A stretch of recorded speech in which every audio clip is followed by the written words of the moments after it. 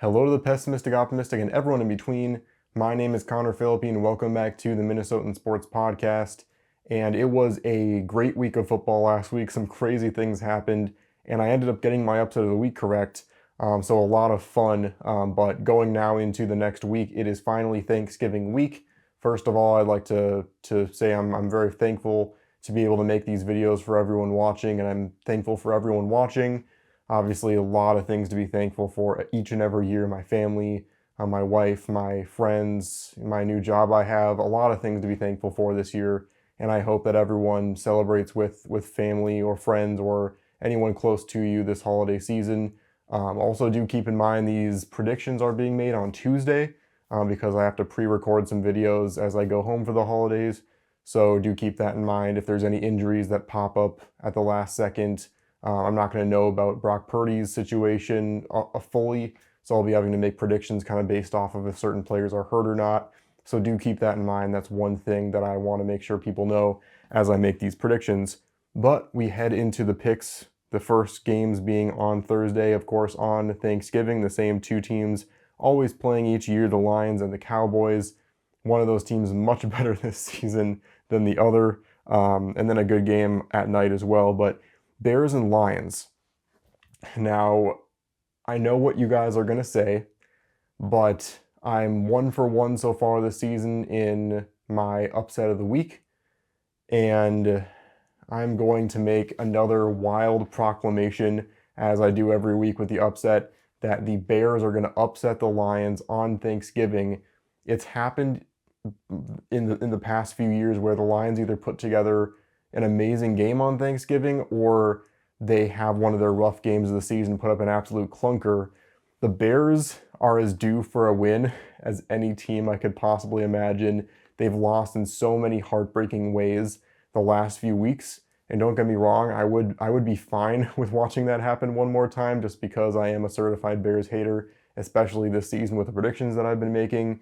But if there is a week for the Lions to stumble a little bit, it would be a week like this, where they have some tougher matchups coming up, and sometimes teams tend to, as much as, a Dan Campbell-led team you'd think wouldn't do that, but it's a psychological thing for every single team. Sometimes they look too far forward into their schedule, especially with a team with such high expectations as the Lions, and they oversee some of these types of games, especially on a holiday. If there is an upset to ever make against the Lions, I would say it's this week. So I'm going to go ahead and boldly say that the Bears will upset the Lions on Thanksgiving Day and give the Lions their second loss of the season. Is part of that just me trying to speak that into existence so that the Vikings have a better shot of still taking the North? Maybe, but I'm not going to make that call myself. I'm just going to say that that's the upset of the week. Giants and Cowboys. Now, this is one where the Giants are now without DeVito for the 1 week he was there, and now he's dealing with, I think it's a shoulder injury or some sort of arm or like that area injury. So they have no choice but to turn to their second string quarterback when their third string quarterback gets hurt. If that isn't a tanking type sentence, I don't know what is. So they improved at the quarterback position after an injury. And they're going up against the Cowboys team that had a really emotional upset win over the Commanders last week. All of that bruised together for the Cowboys putting up a clunker after an emotional type win. I always say it either goes one way or the other. Either you get a lot of momentum from a win like that, or you overthink the next week and you put up a clunker. And I think that's most likely to happen for a team like the Cowboys. So as bad as the Giants are, as much as they're trying to tank, I'm going to go with the Giants in this matchup. I think that it's as good a week as any to choose them to win a game against a Cowboys team that has not had much going for them and was kind of surprised by a win last week. Next, we have a really good game, honestly. Dolphins at Packers. Dolphins sitting at 5-6, but they've been playing like a playoff team these last few weeks. With Tua being back in, that big play potential is back. That being said, they have been playing like that against teams that aren't exactly the best in the league. So it'll be nice to see them play I'm not going to call the Packers a Super Bowl contender, but a playoff contender and a team that's currently in the playoffs in the Green Bay Packers. It'll be an interesting game to see how that all plays out. I don't think, as much as I want to pick against the Packers here, I don't think the Dolphins have quite enough momentum built up to try and take down the Packers in Lambeau in prime time in this game. The Packers really stuck it to the 49ers in the run game. I expect that to continue. This should be a high-scoring game, but I do think the Packers will take this one and improve to 9-3 on the season. Next up, we have the Black Friday game. It's on Prime Video. For some reason, I thought this was the one that was on Netflix, but that's the, I think, Christmas Day one. But it's the Raiders and Chiefs. We've seen this story before. Last year, the Raiders actually upset the Chiefs. I don't see that happening this year. The Chiefs, I feel like they're due for a week to beat up on a team. Week after week, we've been saying, oh, well, this is the year, or this is the week they're going to start to figure it out. I really do think this is the week against a division rival. Do I think it's going to be a blowout? Not necessarily, but I do think it'll be at least a double-digit victory, or I should say a multiple possession victory for the Chiefs. The Raiders offense is not going to perform very well against a Chiefs defense that wants to prove something after giving up 27 to a Panthers team that was coming into that game with 3 wins.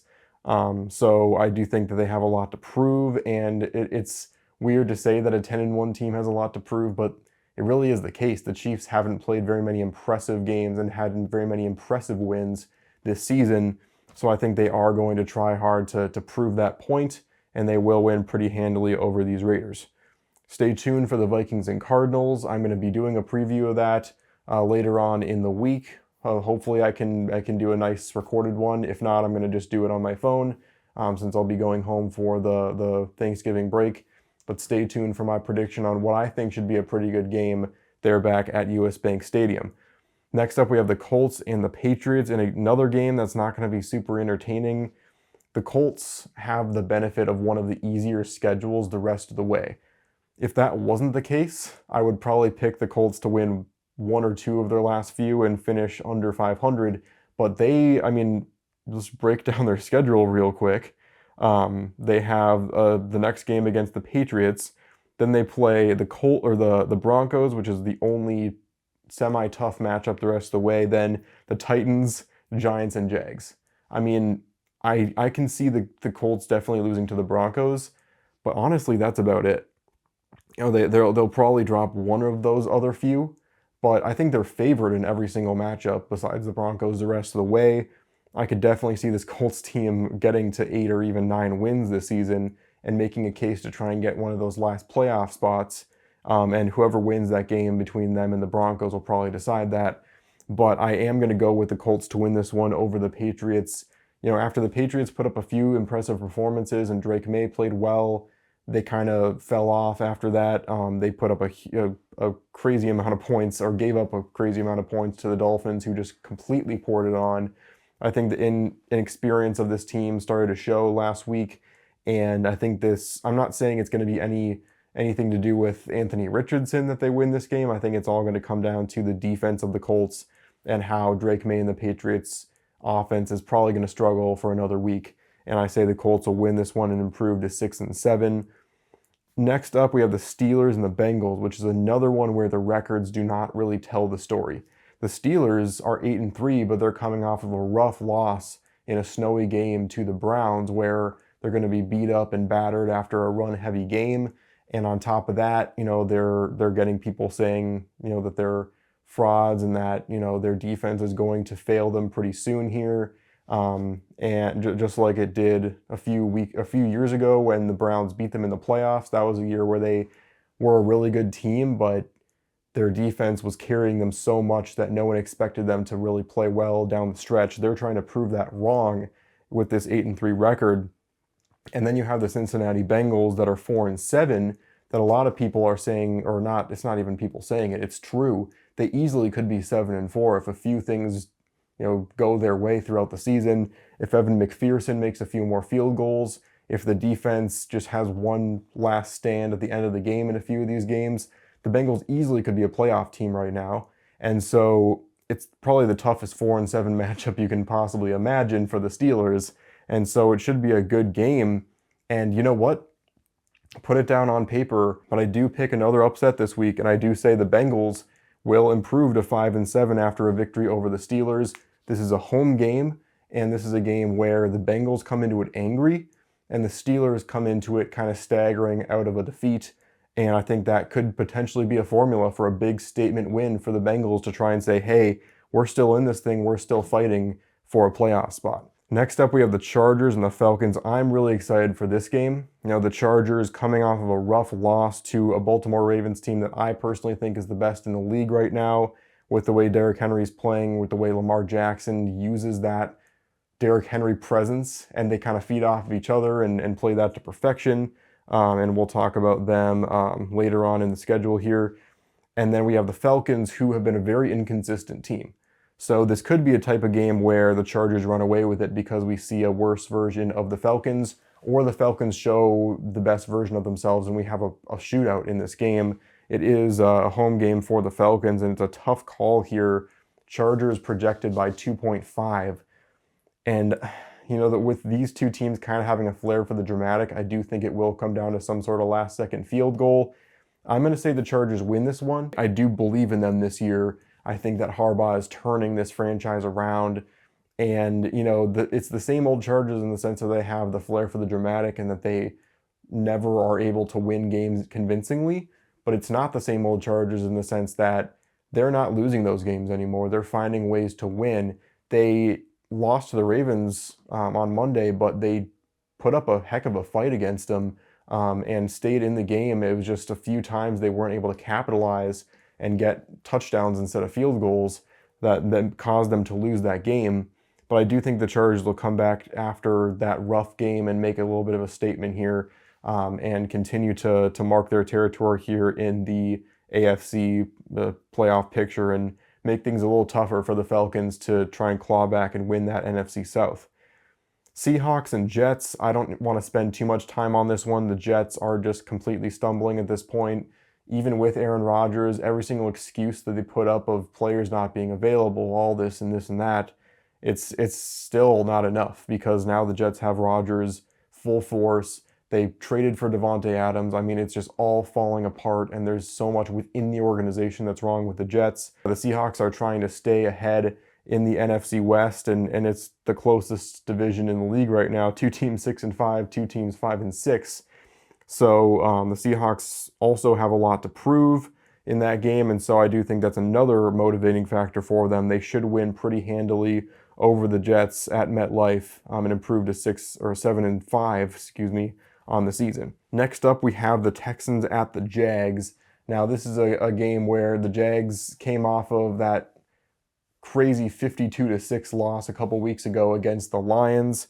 The Texans are coming off of a game against the Titans they knew they should have won, and kind of the defense let them have it. This is a type of game where the Texans need to have a get-right game against a lowly Jags team. I think they'll do it. I'm not going to spend much time on this prediction because, you know, this is the type of game where you can say that the Texans are coming into it with some bad momentum, but I think that Stroud and this offense will be able to do enough, and this Jags team just doesn't have enough offensively to have the same back and forth that the Titans did with them.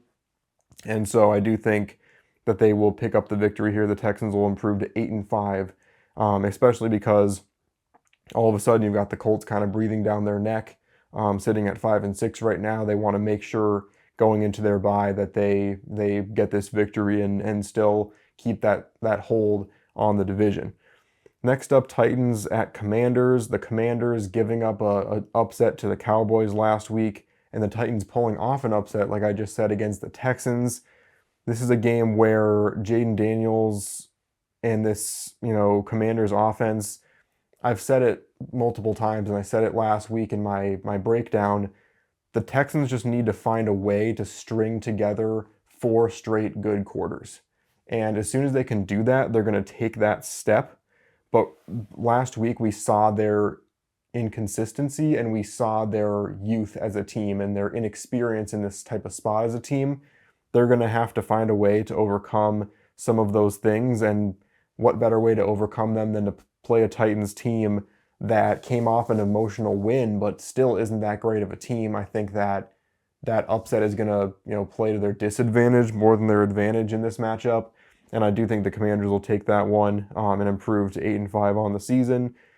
I don't think they have a chance of catching the Eagles anymore, but still keep their spot alive here in the NFC playoff race. Buccaneers at the Panthers. Now, the Panthers, they've won a couple in a row, and then they went and played the Chiefs and almost beat them and pulled off the upset. Whereas the Buccaneers are, coming into this game trouncing the Giants, but still they're struggling to find a consistent identity. Their defense had a good game for the first time in quite a while. I do think the Buccaneers will take this victory. The Panthers do have some good momentum going, but I just don't quite feel like they have enough to continue that. I think it's going to fizzle out pretty quickly here, and it might happen in this game. The Bucs should improve to 6-6, get back up to 500 on the season. And then we have the Rams and the Saints. The Rams coming into this one 5-6, the Saints 4-7. The Saints are another very inconsistent team. They won, their first few, and then they've pretty much become a dumpster fire ever since. Their offense and defense continue to trade on who's going to give up the game, and the Rams are coming into a situation where they also are incredibly inconsistent. I mean, they put up the type of game that they had against the Vikings, and then they put up a clunker offensively against the Eagles last week and give up 250 plus yards to Saquon Barkley. This is a Rams team that needs to figure that out if they're going to continue to fight for the playoffs this year. They're 5-6. They can still get back into this thing with them being in that crazy NFC West division that could go either way.